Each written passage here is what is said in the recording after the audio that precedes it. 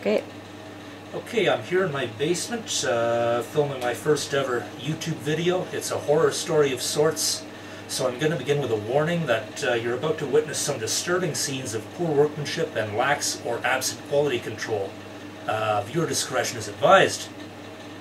Okay, the story begins about 6 months ago. The brakes in my truck were starting to act up. I thought they just needed resurfacing.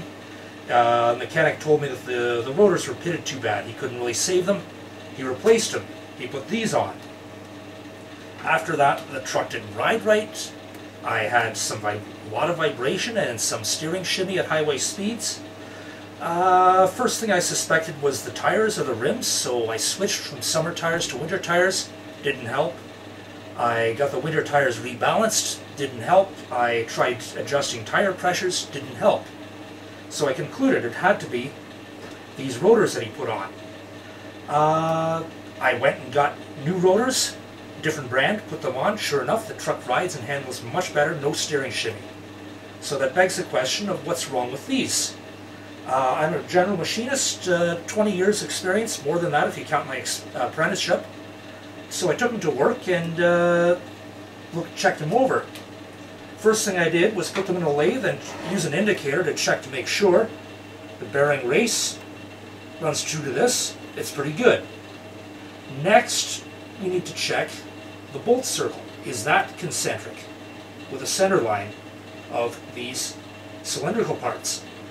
That's a fancy way of saying, are all 5 of these studs equal distance from the center? And I find that they're not. At work I used gauge blocks. When I found out the right height of gauge blocks, I machined this steel here. I don't know if you can see it that well from here. It's the same height as the stack of gauge blocks I used. I chose a height of gauge blocks that would just barely fit between the stud and this diameter on one side. Now we can see that's a fairly tight fit. I am able to just barely get a tooth-thou feeler strip in there. It's a tight fit. And since I'm in Canada, I speak bilingual English and millimeters, inches and millimeters. Tooth-thou, 0.05 millimeters. We're going to call that 0. Over here on this side, opposite to where I've marked with an X, we can see there's a big gap there, which means this stud is farther away from the center than these ones over here. How much farther? Well, I'm able to get this stack of feeler gauges to go in there. It's a little tight. There we go. That stack is 69 thou, 1.75 millimeters. So we divide that distance in half and we find, what are we dealing with? About 35 thou off center, bolt circle.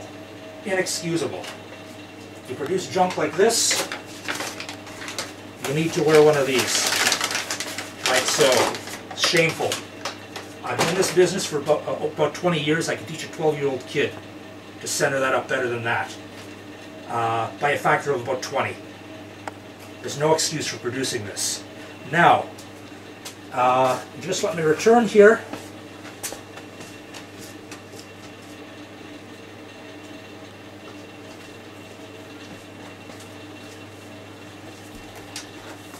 If I would be the quality control guy in this plant, I would ask the tool room to machine something up out of steel, outside diameter that just barely fits between these studs, inside diameter that's a close fit to this hub here. If I had one of those and tried to fit it on, I'd notice it didn't go, and in a matter of seconds I know something's wrong, shut down the machine, bring in a supervisor, figure it out. But apparently quality control didn't care, was too busy. I don't know. It's easy to get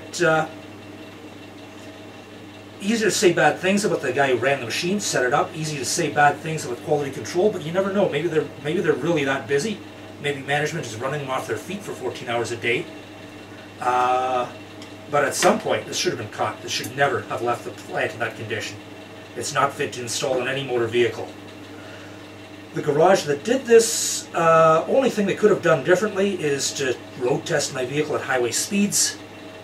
They would have noticed something was wrong. I have steel rims, so they were not permanently damaged. If they had been aluminum rims, take a look here. Where the X is, that's where the studs are too close to this diameter, is all marked up by my rim. And there's hardly any marking here. Aluminum rims, probably as soon as they torqued the nuts down, would have been stretched out of shape, damaged permanently. Mechanics, when they buy parts from a reputable source, they like to assume that everything's machined right. These aren't. If they start checking everything before they install it, time is money. They're going to have to pass that cost along to the consumer. I'm not so sure that I'm willing to pay that.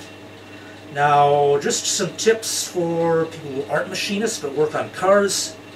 You know, you don't have gauge blocks. You don't have the ability to machine a gauge to precise length. You can use, you might catch the error by using a pair of verniers and measuring like so. Although, in this case, yes, it's far enough out. I can easily spot the discrepancy that way.